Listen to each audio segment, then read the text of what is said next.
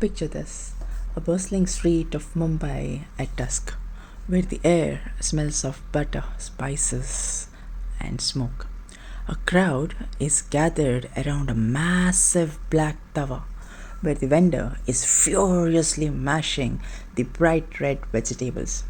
He slaps two rolls of fluffy bread onto the tawa, drenching them in butter until they sizzle and turns golden.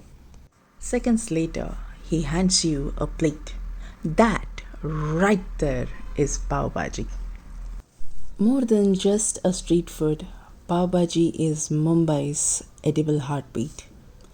It is comfort, chaos, and community all served in one steel plate. This dish was not created by a chef. It was invented by necessity in 1850s. In Mumbai, around the textile mills where it ran day and night, the workers needed something more comforting and filling and quick. That's where the local vendors came up with this idea of putting together this simple meal which had all the leftover vegetables, mixed spices, and carbs in the form of pav, which came from the Portuguese via Goa and then to Mumbai and then centuries later to rest of the India. So today we are honoring that simplicity and hence we are making this one pot pav bhaji without pav bhaji masala.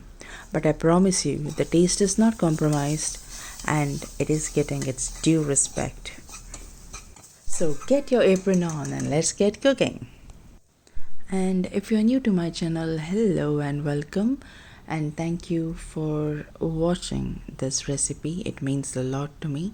And also please take a second to hit subscribe so that we can always stay connected and I ensure that you do not miss any fun recipes that we come up with every day with so much love and joy. So that's it, let's get to it. Since we won't be using pav bhaji masala, we start off by roasting few basic spices and flavoring agents, and I'll give you the list in the description and the pinned comment. You roast those spices and in butter, and then you add in the mixed vegetables. These are the vegetables I have used, starting with carrot, potato, cauliflower, beans, beetroot, and peas. Beetroot you could use as per your taste and liking, because adding too much beetroot will turn this into a sort of a dark pink hue, which I don't think you'll appreciate it as pav bhaji masala, and then you'll come back complaining this does not look like pav bhaji masala. So I don't want that. So if you're okay with the color, then beetroot does nothing to the taste as much. So yes, in moderation please use beetroot and rest of the vegetables as per your taste. Other than these vegetables I have used onion and tomatoes. So just add all in, and then all you need is salt. Yes, do not forget to add water as soon as you feel that yes it's too hot and your masalas might be burning.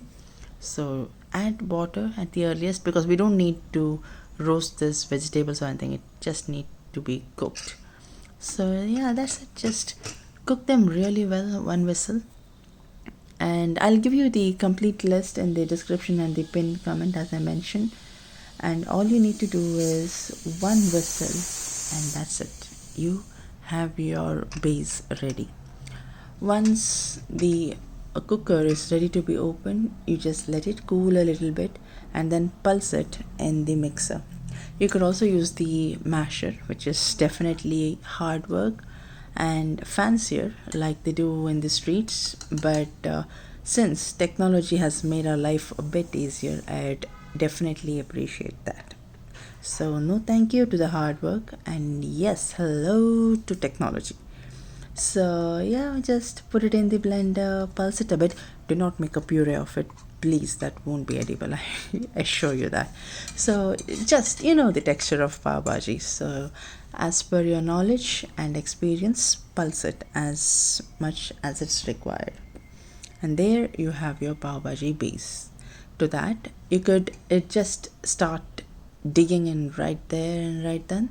But yeah, it's actually best if you could reheat it again, because it will ensure that your masala is not going to go bad anytime soon. So when you heat it up again, add a bit of butter and coriander leaf or cilantro. So there you have your pav bhaji masala. Next we move up to toasting our pav. So please do not eat it without toasting it, even though it's edible, but butter and pav on low flame until it's golden. That's where you get that authentic pav bhaji flavor. So nicely toast it on a low flame, both the sides in and out, and your pav bhaji is ready. Serve it hot. There are few essentials when you serve it, like chopped onion, a wedge of a lime, and cilantro definitely, and little more butter wouldn't harm. So there you have your delicious pav bhaji. It's healthy as it is, but if you want to make it healthier, you could choose a whole wheat flour for that added fiber. You could also skip that extra butter in the end that you add on the pav. And if you can truly control the ingredients at home, then pav bhaji genuinely becomes a wholesome meal with carbs, fiber, and fat in one plate. So that's pav bhaji, a dish born from the grit of Mumbai's mills, perfected on the sizzling street side tawas, and loved because it brings people together. Whether you're making it for a party or just a rainy night in, remember, the secret is not just in the masala. It's in the mash, and the butter, and the joy of sharing. Now go on, get that tawa hot, because some cravings only pav bhaji can fix. Don't forget to like, share, and subscribe. And do not forget to share with someone who loves pav bhaji just as much as you and I love it. And I definitely want to hear about your pav bhaji story.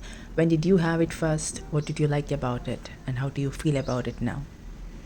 I have given the link for leftover pav bhaji masala chart, so take a look.